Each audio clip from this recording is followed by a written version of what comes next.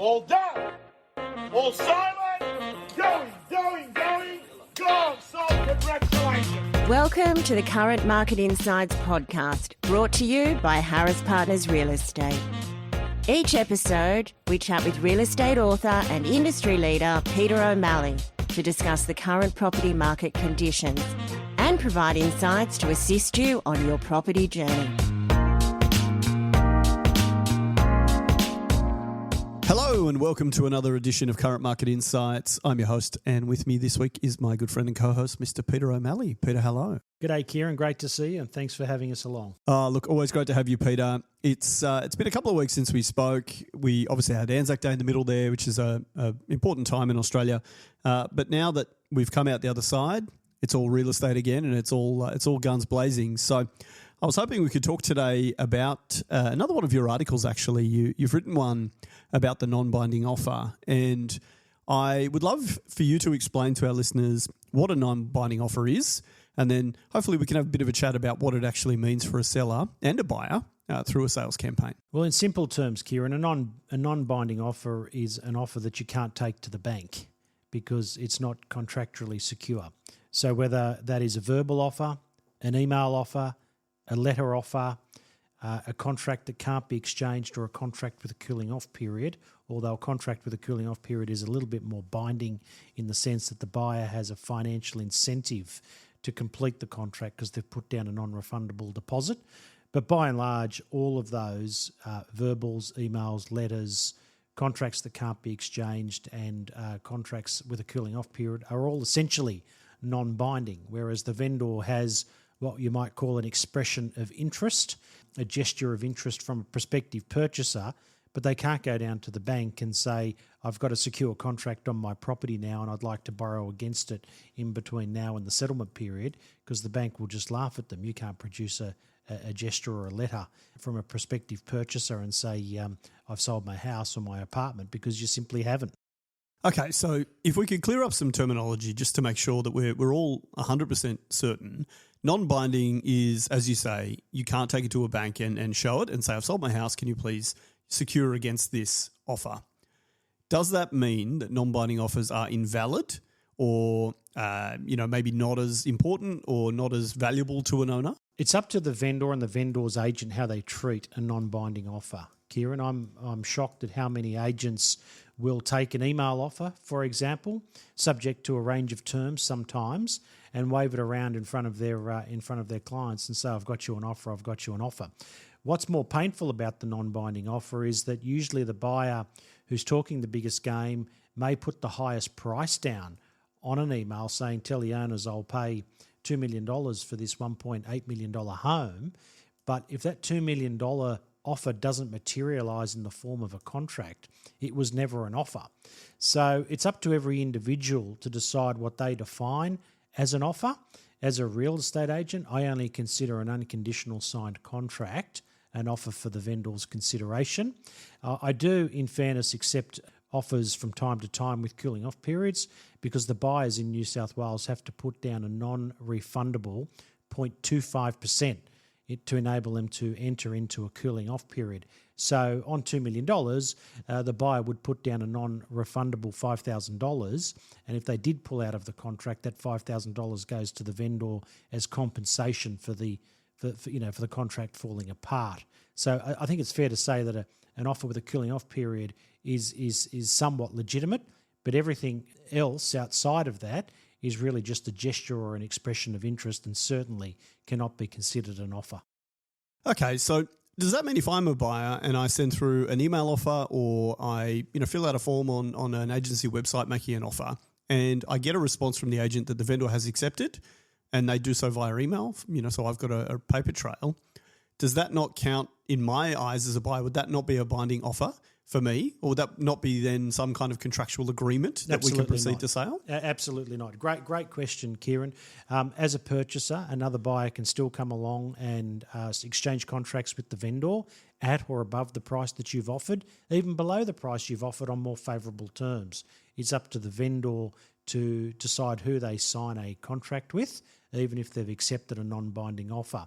Equally, the vendor can't call the buyer's offer binding and that buyer can equally go off and make an offer on another property, have it accepted, and say to the original vendor who they made an offer on, thanks for considering our offer, thanks for considering our offer, but and accepting it, but we've moved on and purchased another home.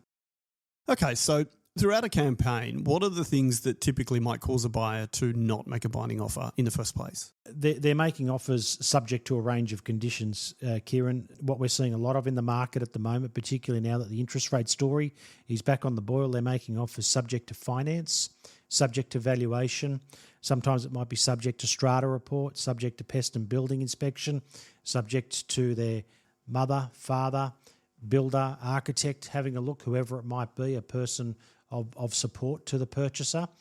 Sometimes it might be just, subject to plain old contract review. But every contract is different. There is no such thing as a standard contract in New South Wales. And what the vendor's solicitor deems as a reasonable contract, a purchaser's lawyer can equally deem that contract unacceptable and advise their client not to go ahead with it on the basis that the vendor's lawyers prepared the contract. So there's a range of measures, as you can see there, which a non-binding offer can fall over on, and why vendors must not call non-binding offers a genuine offer. It is nothing more than an expression of interest. Yeah, really interesting, Peter. I have told you this story before, but I've got a very good friend who was selling his house and had received a number of offers over a period of the sales campaign, via email in most cases and one verbal. And he called me excited every time saying, hey, we've sold the house, we're finally going to move on. And in one instance actually went and placed an offer on a house, only to find out that in fact a contractual offer had never materialised on any of these, and they had just wasted their own money and put a contract down on a property that they then had to back out of at a financial penalty, as you say.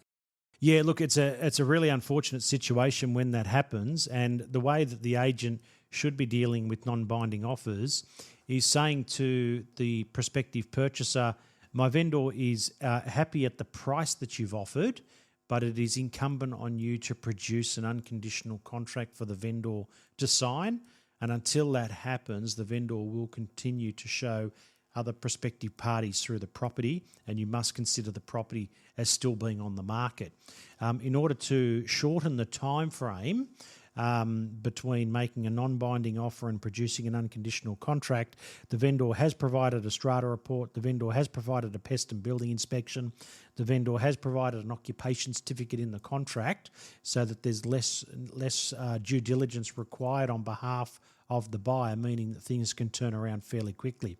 What you'll find when you're trying to progress as a real estate agent, what you find, the time from trying to progress a buyer from a non-binding offer to a contract offer, the shorter it is, the more likely it is that the sale will proceed, and the longer it takes for the buyer to get their affairs together, the more likely the sale will fall over for some reason. Okay, do you think in scenarios like that, it's the buyers potentially testing the owner with an offer, saying, look, we'll pay $2 million, as per your example earlier, knowing that actually they're going to go through the due diligence and they're probably not going to come to that mark anyway? Oh, look, unfortunately, some buyers do play that, and that's really dirty play, and we don't like to see that, but it's a reality of what happens in the marketplace. Sometimes buyers get buyer's remorse, Kieran, before contracts are exchanged. Sometimes they get buyer's remorse after contracts are exchanged and they can't change their mind, but it doesn't stop them from getting buyer's remorse. So that is why, again, managing emotions and keeping the time frame between non-binding offer being submitted and contracts being exchanged, the shorter that period is, the more likely it is the sale will go ahead. The due diligence can bring up some unwanted issues that change the colour of the transaction for the prospective purchaser. Again, that's why we always encourage vendors now to provide pest and building, all documentation and a strata report if required up front, so there's less room for wriggle room between an offer being accepted and contracts being exchanged. Yeah, really interesting discussion, Peter, and a great article, and highlights the importance if you are a buyer. If you do want to buy a property, you need to seriously take steps to do that. And luckily, as you say, here in Sydney, vendors are providing as much information as they can. They're front-loading the campaign to make sure that you've got everything you need so you can sit with your solicitor or your conveyancer and just, structure an offer and get the deal done so that you can buy your new home. we ask this question every time a buyer submits a non-binding offer, and we ask them to turn that non-binding offer into a contract offer, and the buyer says, no, I don't want to do that. There's only one question to ask there: why not? Yeah, exactly. And that flushes everything out.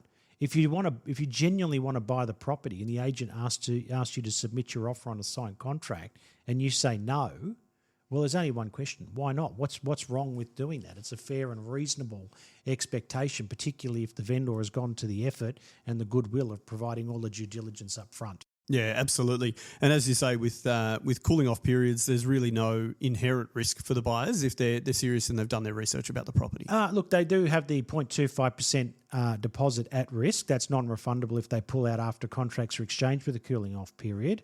But by the same token, they do get to control what happens with the property for the 5 business days, and that gives them time to make a full decision on it without the risk of being gazumped. Cooling off periods are very common in a slow market.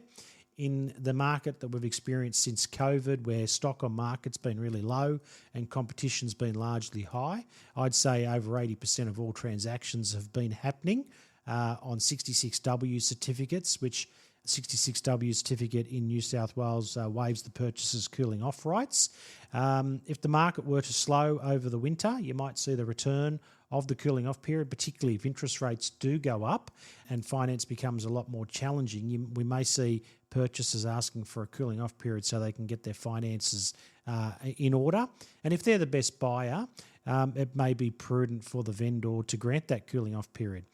If a buyer makes you a cooling off period offer that you accept on a Saturday or a Sunday, and the cooling off period's 5 business days, it's strategically outlined as 5 business days. So by the following Friday, the vendor has achieved a sale and the purchaser has completed all of their due diligence, including finance, or the purchaser has crashed on the sale, meaning the property's back on the market for the following Saturday, and the vendor hasn't actually lost anything in terms of time or momentum in the campaign because it was showing on Saturday to Saturday, if that makes sense. Yeah, look, it does. Really great topic, Peter, and one that we encourage everyone to do some more reading on and certainly look out for our newsletter coming out in the future, which may cover this in a little bit more detail.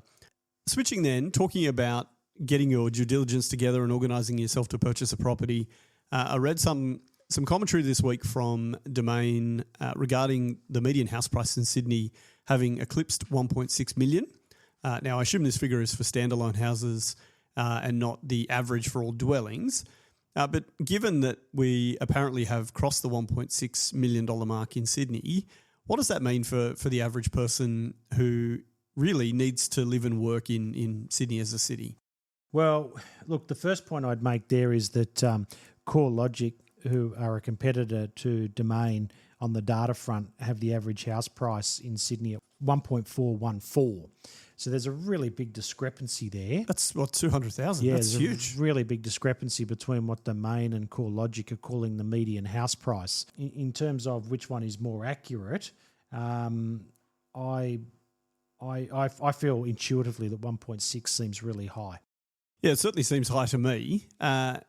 They go on to say in the article that, let's say off a base of 1.6, that they're tipping that within 2 years' time, the median house price in Sydney will pass $2 million. Now, given how long you've been in real estate, how you've seen market conditions ebb and flow over the years, do you think it's likely that we're going to get anywhere near the $2 million mark within the next 2 years? I think that comes down to how the Reserve Bank and the government handle the inflation story. So we touched on about a month ago the whole inflation win story. So inflation, as we felt was happening, is continuing to push up. That's now an accepted story. And if the RBA were to see unemployment increasing and inflation remaining stubborn and increasing, and they said we've got a choice between high inflation or high unemployment, we don't want high unemployment, so we're going to run an accommodative rate setting, if not cut rates, meaning inflation's one, yes, you may see a kick in house prices that takes you to unfathomable levels. There's no doubt about that. But on the messaging that's coming from the government and the RBA, I don't see them taking a position where they allow inflation to win the battle.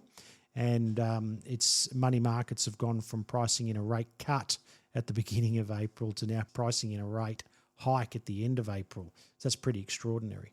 So based off what you've said, it does seem that we need some pretty extraordinary market conditions for this to occur. What do you think then is the likely trajectory of the house price or the median house price in Sydney, say over the next 5 to 10 years? Do you think, and the reason I talk about it is obviously I have plenty of friends in my age bracket who may or may not have bought property in Sydney. Almost all of them work here though and complain consistently about what you can afford here. It's a common topic. If prices continue to increase at a pretty steady rate, what does that mean for the workforce of Sydney into the future? Does it mean that government are constantly chasing their tail trying to accommodate people, or do we just conclude that in fact Sydney is for those who can, the haves and the have-nots? I really hope that Sydney doesn't get to that point where it's the haves and the have-nots, but unfortunately we're on that path. There's no doubt about that. The Sydney market is very, very prone to corrections, and it's the corrections that we've had in recent times, the commentarian tend to overlook that, and there's no doubt that over the long term Sydney has rewarded homeowners very, very generously. I do accept that. But there's been some pretty vicious corrections in there. We mustn't forget that in 2022 we experienced a 15% price correction. In 2020 we had a crash of 10% when COVID first kicked off, and then we had a 5% recovery to close the year out. Between 2017 and 2019, the Sydney market did experience a 15% correction. So Sydney property is not going up in a straight line. I just saw a sales result in Glebe today where the people paid $1.455 for it in 2021 and just resold it for $1.5, meaning that in gross terms it was a $45,000 gain, but that wouldn't have even recaptured the stamp duty that they paid at the time of purchase, which would have been about $50,000, combined with the agent's selling fees, combined with the strata levies for 3 years, combined with the interest payments for 3 years. So not everyone wins big in Sydney property. And to suggest that Sydney property will go from 1.4 or 1.6 to 2 million in, was it 2 years you said? They said 2 years, yeah. Yeah, good luck to whoever said that if they are proven to be right, but I wouldn't be putting my name to such a prediction. No, look, reasonable position. Not to flog a dead horse, but I feel like the current market, the growth we've seen over the last few years, the government's policies, the just trajectory of cities like Sydney seems like it is a losing battle for a lot of people. And for those, though, that got into the market 20, 30 years ago, it's a fantastic future ahead. I don't really know how we temper this and how we, correct in a way, as you say, there have been corrections, but how we correct in a way that can facilitate access for more people. Yeah, look, it is a tough one, but the Sydney property market being tough for many doesn't mean that it'll go up 20% from what is already lofty heights. If you ask me, I think the resilience of the property market to be operating where it's currently operating is phenomenal, given that it has had 14 rate hikes in a row and is now possibly staring down the barrel at further rate hikes. And if the government and the RBA are true to their word and they say we will do what needs to be done with interest rates to crush inflation, that means that homeowners and home borrowers are faced with even tougher finance conditions. I do not see that as a scenario where house prices then jump 20%. Yeah, certainly. Personally, I hope it's 25%. Actually, well, it's a big growth. Oh, it certainly is. I hope they don't go. I hope they don't go up again. Otherwise, I may be in the rental market, and I'm going to use that as a hell of a segue to get your sense on what the rental market's looking like at the moment. I haven't done rental opens for a few weeks, so I've been a little bit out of touch. But I'm always reading stories of just how tough it is to get a place and how high prices are right now. The rental reporting is not in sync with the rental market at the moment. The rental market is very seasonal, and we do find in the middle of the year that off the beginning of the calendar year, if you like, that people are settled by and large for the forthcoming year, and that numbers at open inspections do drop. I ran into a client down the street today when I was grabbing some lunch, and he was explaining about a boarding house that he's got, and he was getting really, really good inquiry and applications as rooms became available at the beginning of the year, and there was nice increases as far as he was concerned, being a landlord, on the room rate that he was achieving. But then suddenly in the last month it just tailed off, and he asked if there was a structural change in the rental market, and I said no, there's not. It's just seasonal. That raises a question I've got for you that I haven't asked you yet in all of our rental discussions, but we've talked about the seasonality of the market. We've talked about how there's typically peaks from, say, November through January, maybe early February, and then it slows down for most of the rest of the year. When do you think, if you are an investor who has property, let's say your property is around a university, in a school or something like that, I would assume the best time to try and renew your leases is that end of year period, that November through February, right? But what kind of investor or what homeowner out there would be best suited to trying to get their leases done around this middle of the year to try and boost their return and ensure they get good quality tenants in, do you think? So a Sydney sider, you mean? Yeah. Yeah. I think you need to have the property presented correctly. You need to have it priced correctly for the current market. And I can't think of any property other than something down in Jindabyne or Queenstown that is actually suited for winter conditions, if you like. So based on that, I would say you've got to try and have a lease term that gets you back onto the calendar year. Term. So any landlord that we have come to market in the middle of the year, we'll aim to do a shortened lease term to get us to the beginning of the calendar year, so we can then capture that new year cycle, which is when most growth happens. Yeah, it makes sense. It's interesting you mentioned Queenstown. I saw an ad just this week actually for a company selling studios in Sydney. Selling studios in Queenstown for an even better price than you can buy here in the Inner West, which I thought was a very appealing offer. Yeah, well, apparently the Queenstown and New Zealand market's under a lot of pressure at the moment. I heard a report today that there's something like 45% more listings on market in New Zealand at the moment than there has been over the previous 2 years. And the way the New Zealand property market has operated has been a little bit in front of the curve as to what we've seen here in Australia. They do have a higher interest rate setting than Australia. I think their cash rate's 5.5. About 5.3, 5.5, something like that. Yeah. So it's well up, and they've taken some pretty tough measures to block international buying in New Zealand. I don't know if that's a cause for the spike in listings and the drop in sales. So there you go. And now you tell me that they're selling Queenstown apartments in Sydney. So that would suggest that they're having to be creative to get their sales. Yeah, well, I do know that a lot of New Zealand's property market was bolstered by the Belt and Road Initiative coming out of China. If, as you say, the government's blocked foreign ownership, that will put a big dent in the economy. Look, as we move towards a close today, Peter, we don't have our usual SQM research figures given when we're recording this, but I thought if you could just give us a sense of what information you do have from the weekend's auction clearance rate and how that's looking for the week ahead. Yes, for Saturday, 27 April, there were 666 auctions scheduled. We don't know the result of 132 of those, but of the 534 that we know of, 353 sold. So that's reasonably healthy. 89 were passed in, 92 were withdrawn. The true clearance rate becomes much more accurate, of course, when we find out what happened to the 132 unknown results. Look, not easy picking what the market's doing at the moment. I see a couple of sales and I go, hey, these are pretty good results. It's the market's in a good space here. And then you see some really good properties that don't clear on the day or they sell and they don't get the price that you thought they should have. So it's pretty fair to say that the market, the Sydney market, that is sort of ebbing and flowing, you might say. Some sales seem in favour of the buyer, some sales seem in favour of the vendor, and there's no rhyme or reason to how it's playing. Just looking back at the averages, the clearance rate since the first week of February has been above 50%, according to SQM research.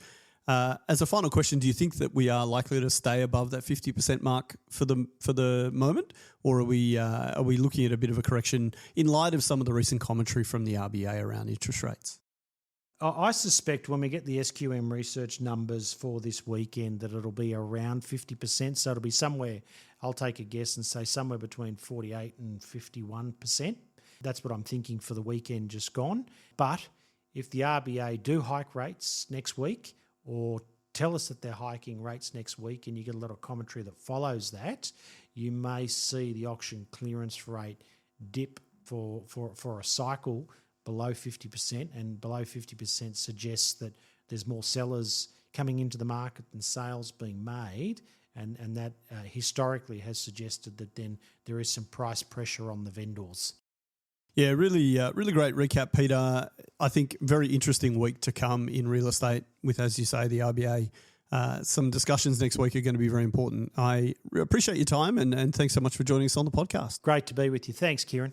And thanks to everyone for listening to Current Market Insights. We look forward to talking with you next time. Thanks for joining us on the Current Market Insights podcast, brought to you by Harris Partners Real Estate. The podcast providing real estate insights you won't find anywhere else.